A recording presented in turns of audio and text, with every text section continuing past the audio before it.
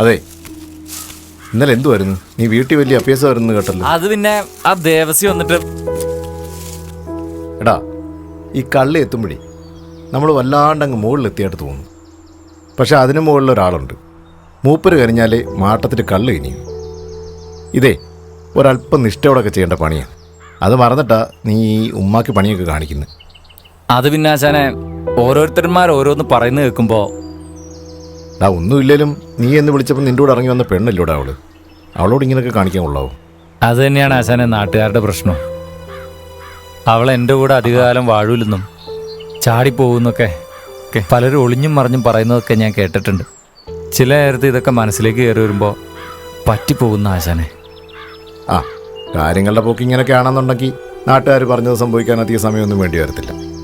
എനിക്ക് പറയാനുള്ള ഒറ്റ കാര്യമേ ഉള്ളൂ, നിൻ്റെ ജീവിതം വേണമെങ്കിൽ നീ നോക്കിക്കോണം.